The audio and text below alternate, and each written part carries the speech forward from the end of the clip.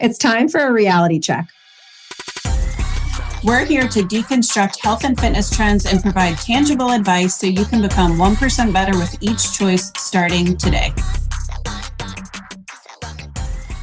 Welcome back to Reality Check. We are your hosts, Jess and Jill, and today's topic is around keeping your kids healthy without discussing calories and scale weight and all of the things that I think we stress and definitely overstress as adults when we're navigating this topic and nutrition and health and weight loss. We get this question a lot from clients, and I think it makes sense, right? Like they're coming to us, they're starting to establish like healthy behaviors and make lifestyle changes. And they're like, wait, how do I get my family on board without having, using the wrong language? And I think a lot of times we don't realize how our thoughts around food and our body and our beliefs and the way that we speak about and to ourselves translates and carries over into our children's perception of their body and their weight and their food and their nutrition and what health looks like. So I think this is a really important topic because not only does the work that we do help women break those patterns, but we also want to break it generationally and for future, like our kids, right? Like we don't want to pass down unhealthy habits, behaviors, and things, or we're just contributing to the problem. So Jess, I know, I think you said you had a conversation specifically with a client. I had one literally this morning about just how to navigate those conversations, or if somebody notices that their kid is overweight, or like you mentioned, well, my kid only eats these 3 foods, which I definitely fall into this category, but I also fully own that I was young and dumb in my early stages of being a mom, and I didn't approach nutrition in the best way. And now I'm kind of having to operate in reverse a little bit in terms of his perception of health, which I will say having a 12-year-old is super, and I have a boy, but it's super cool actually for creating this narrative with him of like being healthy and strong and functioning well and feeling good. And he really actually appreciates that so much because we talk about it in a really healthy way. And that makes him want to eat healthier without me having to say, you need to sit down and don't leave the table until you eat all of your broccoli, right? Like I don't have to say those things. But of course, in hindsight, I wish that's what I get for having a kid at 20 and not being very healthy myself, is that I didn't really know any better. I just gave him formula and foods and that was it. So I would love to hear kind of the conversations that you had recently. And obviously I know your kids eat better than pretty much any child on earth that I've ever encountered. I think Coach Brittany, we've got another coach on our team. I think her kids probably do better. So one of our clients last week when we filmed our Ask Me Anything episode asked us to add this question in there, and we tabled it because we thought it could be a whole episode. So she actually said, hey, I have a teenage daughter. She's an athlete. How do I help her? Because she wants to feel good in her body, but also she's training for performance and stuff. Like, should I have her track her macros? Should I talk to her about like, here's how to build muscle? And she was specifically talking in terms of like weight gain and weight loss. And all of us, I think, gave an astounding like, no. Whatever you do, don't talk to her about her weight and don't talk to her about counting calories. And I know that sounds funny since we use data of macros and calories and weight as data as adults, right? However, it's a way to track data. We want our kids thinking in terms of the things that healthy food and exercise can do for their bodies, right? So, and obviously, if it's a teenage kid, they've probably already been influenced by however we talk about ourselves up to that point, by their friends' parents, right? So there are by Instagram and all these other things where women are editing their bodies all the time. They've already gotten these influences. So it's definitely harder as the kids are older, right? But what we want to do is try as much as possible to discuss nutrition and exercise in the way of it makes us strong. It makes us fast. Wow, I feel good and I don't get sick when I eat well, right? The more colorful foods I can have, the more that I can add, the more energy I have. So that's how we want to talk to kids about the value of food and exercise so that it becomes a positive association and not a dysfunctional relationship. Like I think a lot of people mean really well and they say like, well, you can have your dessert once you eat your broccoli. okay, now we're making it a complex for this kid where they're like, They have to earn it. broccoli's bad. I have to earn the foods that taste good. Yeah. As opposed to, hey, sometimes all the foods don't taste the best, but they make us not get sick as often. And that's pretty cool, isn't it? They make us feel really good, right? So shifting the focus to, hey, the healthy things add value and feel good for us and make us strong and make us fast. I mean, my oldest kid is just 5, and she talks because she hears me talk in this way, right? All the time. Obviously, I'm educating more than the average person. But hey, mom, can I have this cookie? I also had some protein. So it's like, I'm not making a cookie a bad thing. It's we just need to make sure we're adding nutrients, because guess what? When you have 5 cookies, your stomach's going to hurt, right? You don't want that. It's really a matter of how you're messaging it. I saw a woman, another coach, post recently, herself weighing her food on a food scale. Now, I am at a place where I don't tend to weigh my food. For tracking it. I tend to eat more intuitively at this phase in my life for the last many years. But I loved the way she showed it, because when her daughter asked about, hey, why are you weighing your food? She said, oh, to make sure I get enough protein so that I can get stronger and stronger, right? So that message could go very differently if somebody answers the kid and says, oh, well, mommy's trying to lose weight. It's like, okay, now you're saying you are more worthy at a smaller size, which is not a message we want to be sending our kids. So the same exact action could take 2 different forms and be very functional and healthy, or very, very dysfunctional, depending on how you take it. Similar with tracking macros, right? Some people track macros to see how little they can eat and how much they can lose week to week. That's a dysfunctional way to use that tool. We often use that tool to get people to eat more and more and more and become aware of, oh, wow, I'm getting stronger and I'm not gaining extra body fat, and I have this now food freedom. And then eventually we wean off of tracking. So again, the same tool can be used in 2 very different ways. So yeah, I think there's like a big blind spot for us, because all of us have perceptions from however we were raised or whatever our environment was, right?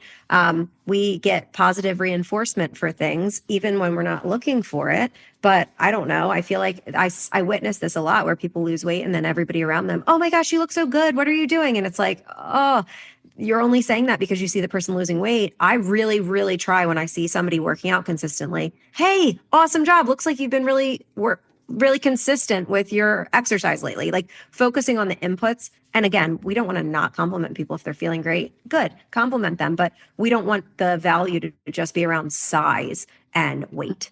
So some of the examples I have of clients who, again, very well-meaning people who are working on their own health, that I've kind of like held a mirror up to be like, hey, I know that this is, I'm not trying to call you out because I know it's something you're working on, but I want to, like, I don't know, give you guys examples. So in case you're doing this stuff yourself, you can kind of be like, oh, shoot, I think I might do that. And again, I probably would have done this in the past if I was at a different place in my journey when I had kids. So I mean, I can't even count the number of times in-person clients. I would have a rule that I said, you guys are not allowed to talk bad about yourself during this 45-minute session that we are together. And as ridiculous as that sounds, I see you 3 times a week for an hour, right? You're not allowed to talk bad about your body. If you do, you have to say 3 things that you're happy with about your body. It doesn't have to be physical. It could be your performance. It could be like the fact that you grew 2 kids, right? Whatever the thing is, you have to say some positives, because eventually we want to reshift your language. The amount of women I've had who tell me, oh, it's so sad. My daughter is so hard on herself and she's so beautiful. And within the same breath, I see them look in the mirror and say, oh, I just hate this cellulite, or, oh, these arms, I really want to get this flab gone on my arms. And I'm like, woo, like, where's our daughter learning this stuff from, right? They're watching how we talk to and about our own bodies, and about food and about exercise. Like, are you only exercising so you can lose the last couple pounds? Like, is that the reason we should be exercising? So that's the one piece, is how you speak to yourself, and leading by example in your actions also, right? If you want them to eat healthy foods, we got to be eating healthy foods. We can't be skipping our meals and just telling them to eat their vegetables and proteins. And then another thing is like the reward system that has been built in. So I gave the example of oh, you must be so proud of me. You're a fitness person. I just lost 20 pounds in 1 month. Like a lot of people will say stuff like that. And I'm like, oh, like, how are you going about it? How do you feel? How do you feel? Right. I'm so glad to hear you're exercising. Right. But like in my mind, I'm like, oh, 20 pounds in a month is not sustainable. You're probably losing muscle mass. We're probably not. Right. But it's been conditioned that we're rewarded when we do things like that. Right. So I had another client who one of her wins was, well, on Saturdays we get donuts. And this Saturday I got all my kids donuts and I didn't have any. And like we were at a place now in our coaching relationship where I felt comfortable saying something to her of like, okay, time out. There's nothing wrong with having donuts sometimes, right? Like I do that with I love the Amish market, apple fritters. I'll do that with my kids every now and then. However, if this is a Saturday tradition you're doing for your kids and you are not partaking because you have health goals, why are we doing it? Period.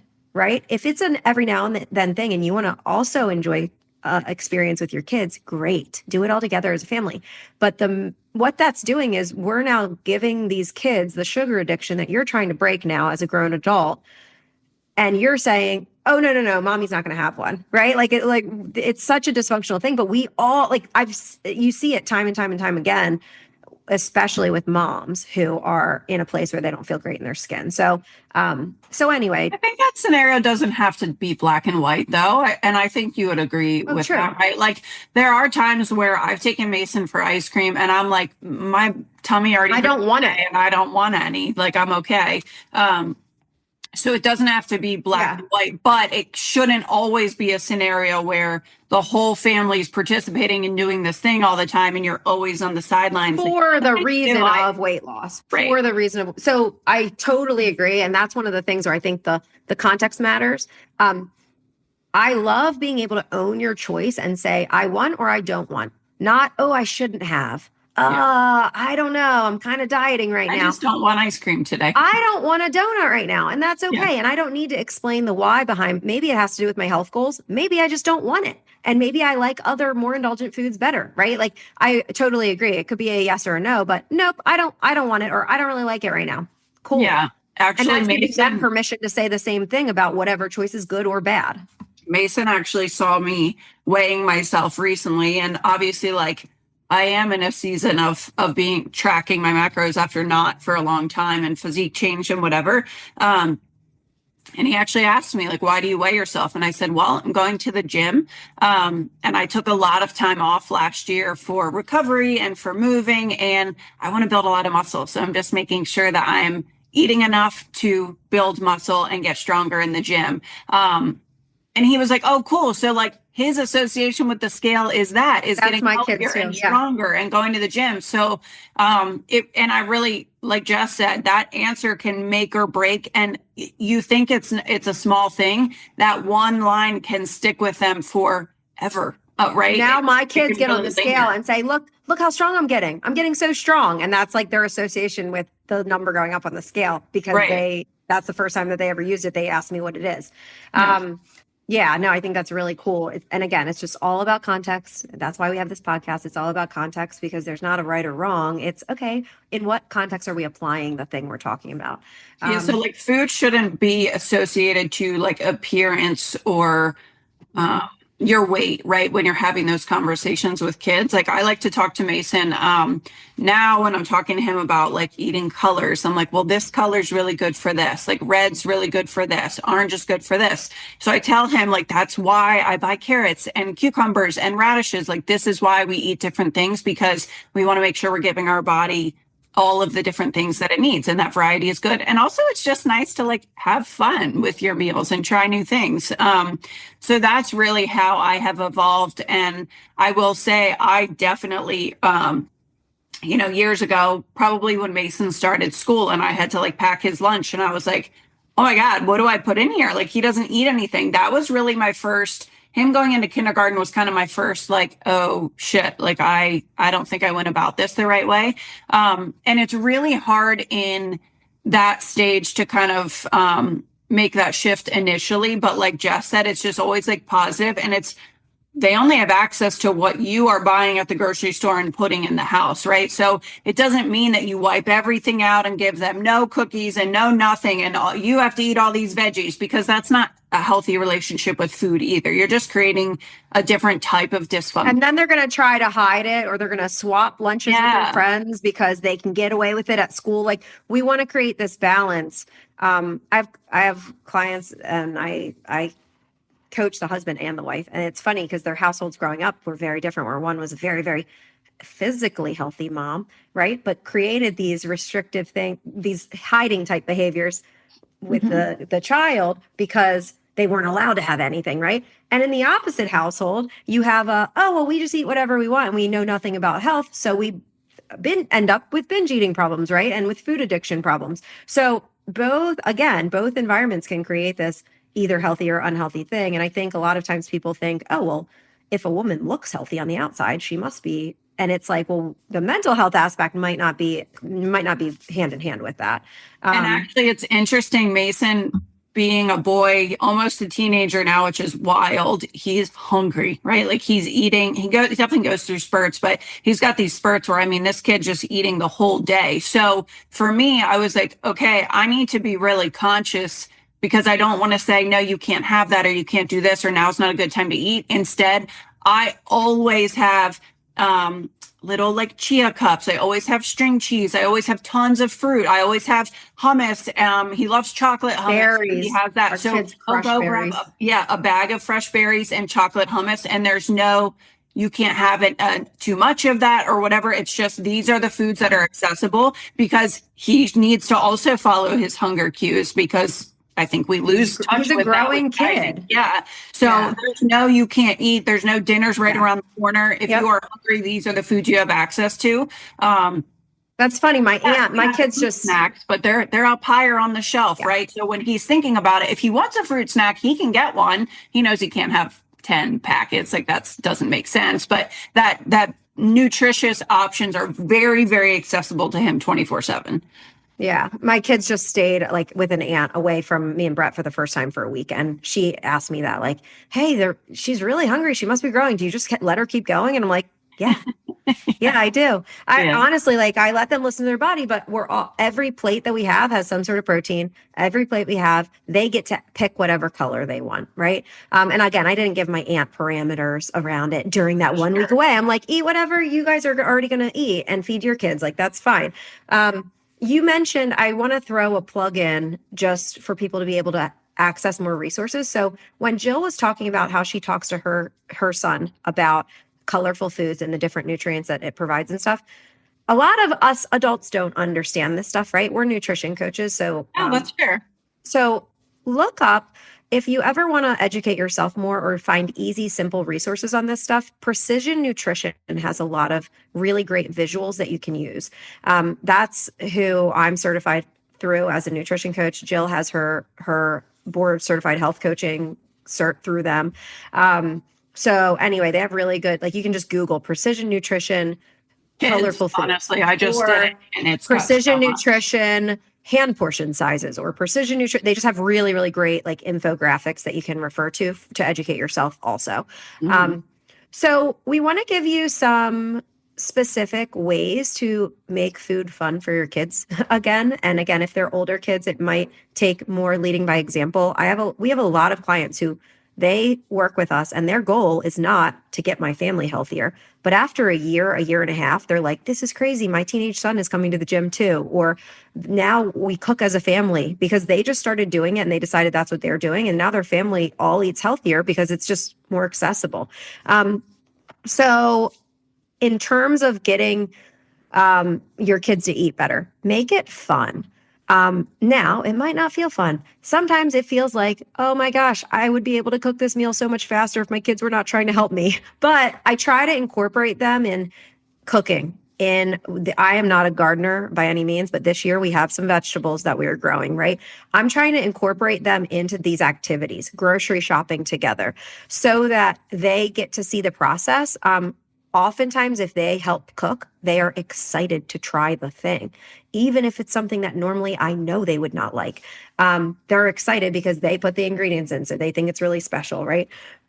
I tend to often tell my kids, like, I'm not a big meal prepper in terms of like following recipes. I kind of just like wing it and throw things together.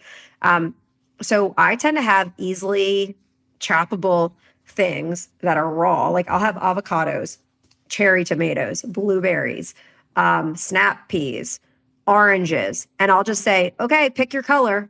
And the kids get to pick whatever colorful thing that they want that day. Baby carrots. Again, my kids are 3 and 5, so obviously this might not be quite as simple for older kids. Mhm. Sometimes we'll do like baking sheet vegetables. Fruits are great. Don't if your kids don't care for vegetables, give them fruits. They still have fiber and vitamins and minerals. But usually I let them pick because now they have autonomy over their food choices. So it's not mommy saying I have to eat this thing. Okay, cool. If you don't want broccoli and that's what I have, we have a couple other options of colorful things. Which one do you want? You got to pick one. It's your choice. So that's something that we're big on. I guess we were kind of already talked about how you talk and how you act around your food matters. But like kids are going to learn what they see more than what you tell them with your words. So really like leading by example is huge. And then Jill already touched on this, but you're the only one providing them options when they're home under your care. That doesn't mean, again, I'm not a dictator over here saying you have to eat your chicken and your baked potato and your broccoli. Like it's not like that. I still give them options, but the options I provide them, I'm okay with all the options I'm providing. I'm not going to the store and buying them. And again, if you do this, I love Cinnamon Toast Crunch. I love Pop-Tarts every now and then, right? I tend to not keep that stuff in my house because I know that if that's an option, that's going to be their first pick, right? So I tend to not give an option of something like Cinnamon Toast Crunch. It's like, okay, do you want oatmeal and you can sprinkle your different ingredients in it? Or do you want an egg wrap for breakfast, right? I give them options, but both option I am okay with. And you as a parent, whichever those options are for you, you're in control of that. The kid is not. And then the kid can choose from that. I just think that that's really important because we let these little people demand what we're going to keep in our house. That's kind of ridiculous.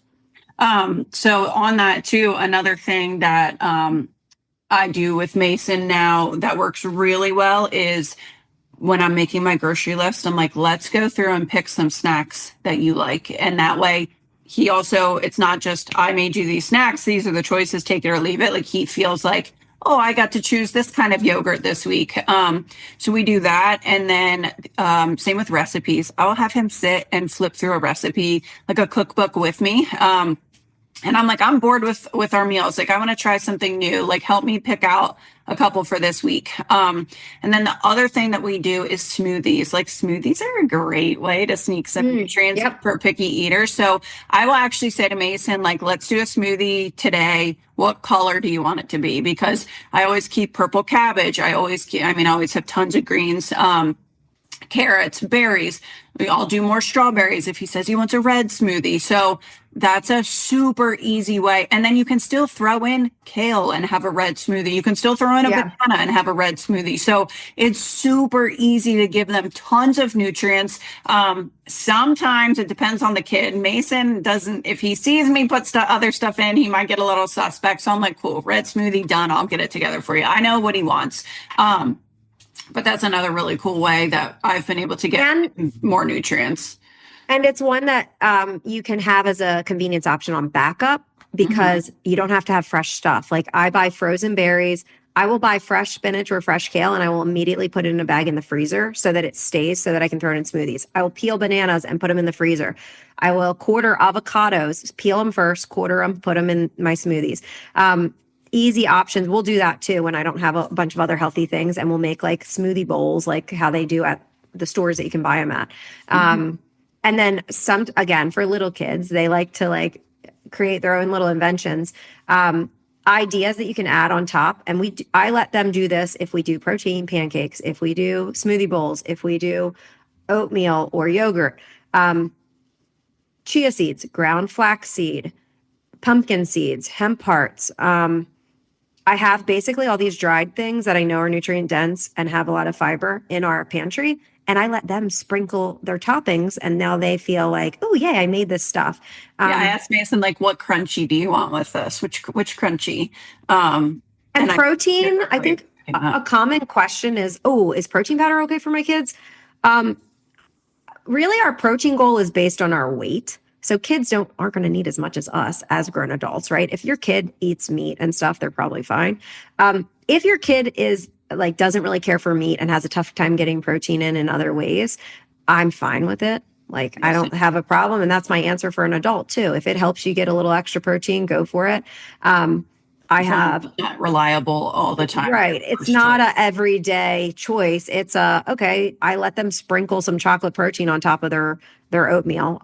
Or low. I have one who can't do dairy, so she has like a vegan protein powder that she sprinkles on top, and now she's like, "Ooh, yay, a sweet little chocolate thing!" Like, so it makes it a fun thing. And then other healthy convenience options, I guess, just because again, I'm talking about berries and oranges. It's like we also buy stuff in packages to make life easy. Beef sticks are really easy. Beef sticks or beef jerky. String cheese, Jill already mentioned. Applesauce. I'll buy applesauce and buy it like no sugar added, just the unsweetened applesauce. I let them sprinkle cinnamon on it if they want. I'll buy like the kind oat bars, and there's all different brands, but just as again on the go options, that's a pretty healthy ingredient carb. What else? Dried fruit. They love dried fruit. Again, I try to find the stuff that's just fruit, not coated in candy sugar.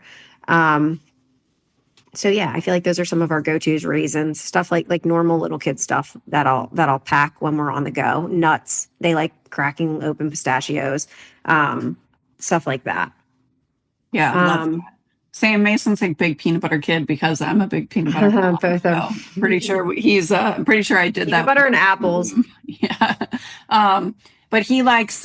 He actually was in a nut-free classroom one year, and he became obsessed with sun butter, which is so funny. He'll randomly be like, "Can we get sun butter this week?" I'm like, "Yeah, sure." But yeah, I think it's super.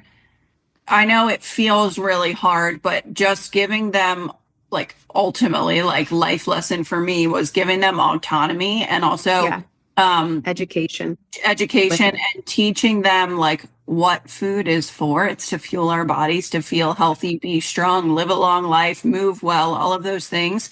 And I think when we shift that narrative, it's not going to instantly like, they're not going to be like, yay, beets, I love those because they're red, but it takes time, but give them a chance.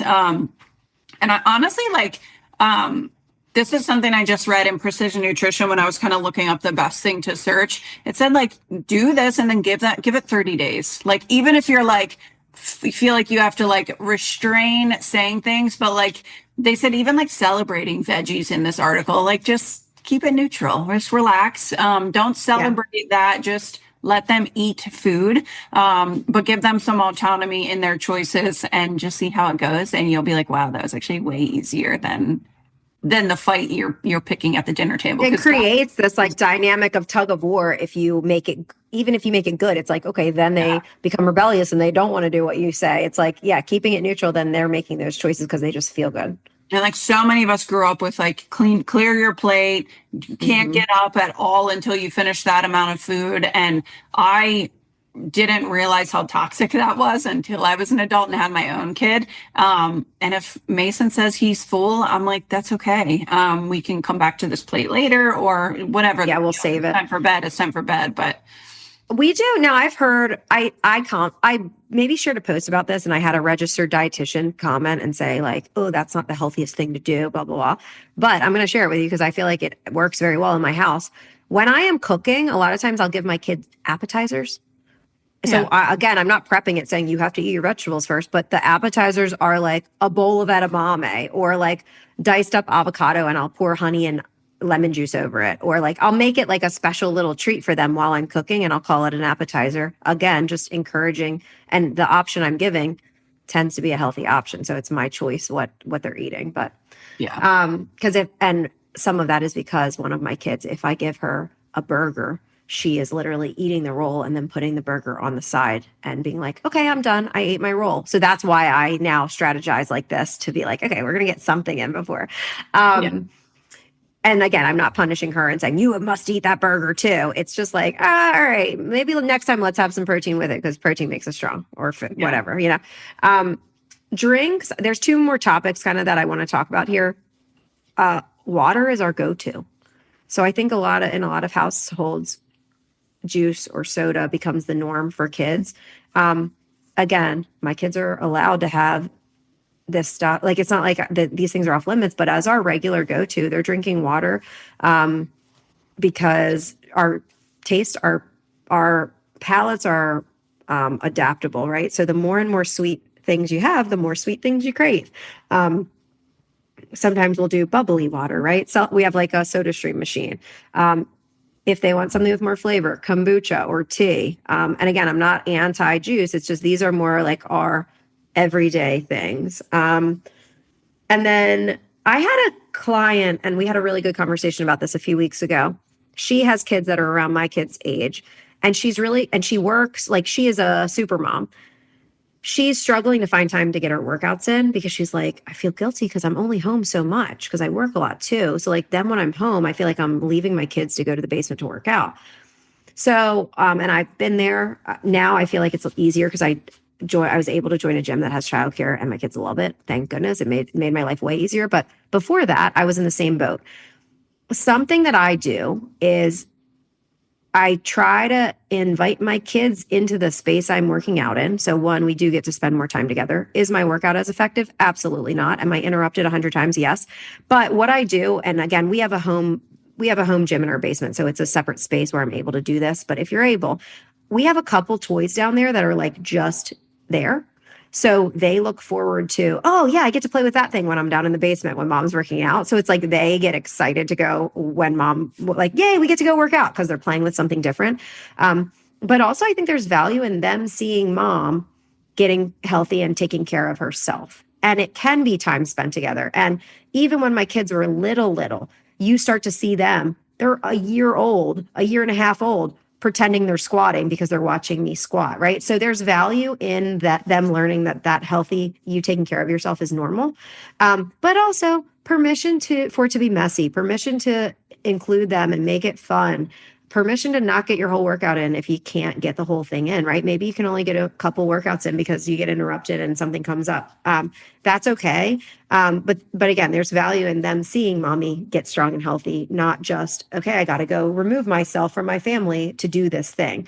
Go on walks together as a family, go on bike rides, make movement part of the activity, not, oh, mommy has to go to the gym because I'm getting in shape. It's like, okay, it's not just about physique, it's for health and longevity. Yeah, it's funny. Mason actually came to me the other day, and he was like, I think I'm going to go run on the treadmill in the garage. And he was asking, because we have two treadmills, an old one, a new one. He's like, can I use the new one? And I was like, yeah, why do you want to run? And he's like, I don't know. I just have like a lot of energy I need to get out. And I was like, that's okay. That's great. And he was like, I'm just going to go out and turn on my music and run for a little bit. And I was like, that's fine. So it is just modeling, like he knows I go to the gym and what time I go to the gym. And, we'll say, hey, is today a gym day or is today an off day? And he kind of knows my routine, but he knows why I go. And he sees that it's a priority for us to like take time for ourselves and be healthy. And you think like, oh, I need to be up with my kids 24/7. But you want to set the standard that like I am also a priority and I have to take care of myself. I did not grow up that way. I grew up that like we work all the time and do all of these things all the time and go. And obviously that's very much in my DNA now that I have to undo. So resting is important, but I think having that balance, like you are the example for them. Like you are the ones that are showing them how to take care of themselves and like what a healthy balance in life looks like. So I think we talk about sleep a lot. Yeah, perceptive. In the same way, like that we were talking about food, where, okay, my kids are fighting bedtime. All right, well, you haven't been feeling good lately. Did you know that during sleep, that's when your body heals itself? Like they're like in a very big superhero phase. So like, oh my gosh, what? The body can heal itself. That's so cool, right? So like we talk about sleep in that way. Sorry, I have a barking dog here. My gosh. I have one more bullet point if I could get it out. Hold on 1 second. Yeah. Hey, come on. Honestly, I'm surprised. I'm surprised that that hasn't happened more often between the two of us with all of our dogs. um, okay, so my last thing that I had on our notes, this came up. So I did a workshop recently with a dance team. So it was girls who ranged from ages like 5 to 18, and then their moms were there for the talk. Um, and it was all about fueling yourself for performance rather than aesthetics. Like, hey, let's get strong, let's add protein, let's add recovery and rest, because these girls are training every single day of the week. Like, we talked a lot about that. At the end of the presentation, a girl came up to me who was in high school, and she was like, listen, you're talking all about like adding stuff. You said add protein and add whole foods and add colorful things. And she's like, but doesn't calories matter? Like, if I just keep adding food, aren't I at the end of the day adding calories? And I was like, that's a freaking great question. I wish you asked it in front of everybody, because again, I don't want you worrying about calories, but you're right. It doesn't not exist, right? So we're speaking to you as parents, right? What Jill just had mentioned about her son. Hey, he's in this growth mode where he is eating, eating, eating. So she chooses which things he's going to eat. Those examples she gave were mostly whole foods. So one of the reasons behind this is when we tend to eat more whole, less processed things. So think things that look like the plant or animal they came from, and then you can cook them up, prepare them however you want. But when they don't have a bunch of processed stuff in them, one, we tend to be more full and eat less overall. We tend to like have more fullness signals. Two, those whole foods tend to be more nutrient dense and less calorically dense. So you end up eating more in a day while eating less calories.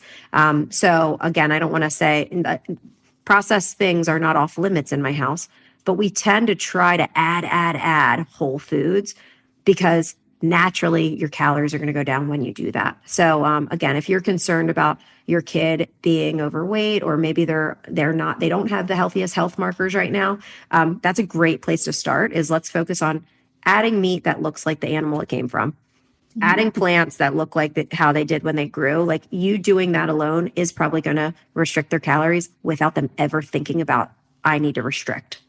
Mm-hmm. Absolutely. And it's what we tell clients too when it comes to like dieting. We're so used to having this mindset of like cutting things out and limiting and restricting.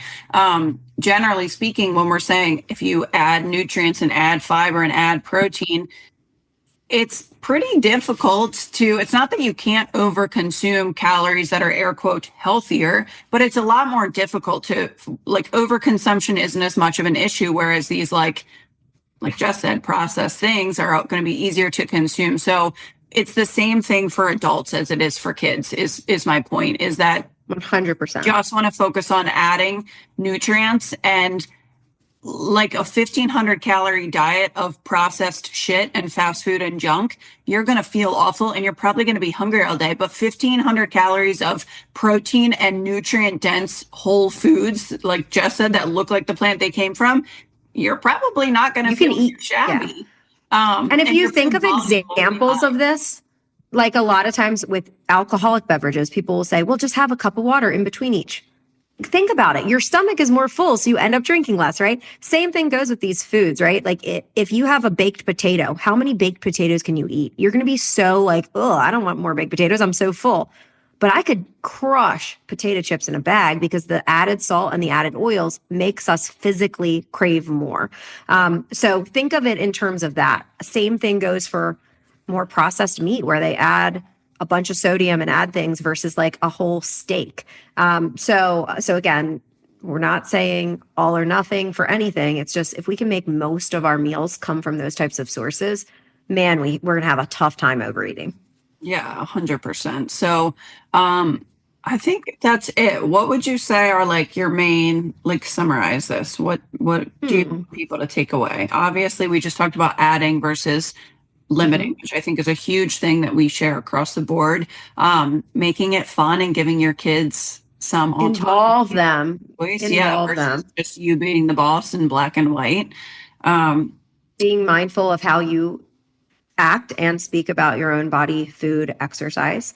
And a good exercise for adults too is, if you are looking in the mirror, it's okay to want to make improvements, but It's a great reminder that even if you're thinking it, would I say this out loud to or in front of my child? And if the answer is no, it's also going to help Don't say it. that narrative for yourself and make that shift. So hopefully that makes you a little bit more conscious and kind of catch yourself to be nicer to yourself as an adult too, because like Jess said, people will be like, I don't know why my kid talks or thinks like this. And then you're like, God, I'm fat and disgusting. And it's like, hello, like, where do you think they got it from? So it's good to be mindful for yourself too, as an adult.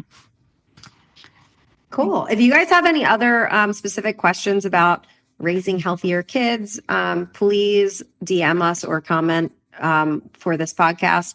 We have a whole nother topic that we listed about like, okay, if we're training athlete teens, here's how we would go about it. Here's how we go about those conversations, because it's quite a bit different than me talking about my little kids. But yeah, if you guys have other things you want us to elaborate on, we always could do a follow-up on this, because I think we could go on for days. Yeah. So that is all for today's episode, and we will see you guys next time. Bye.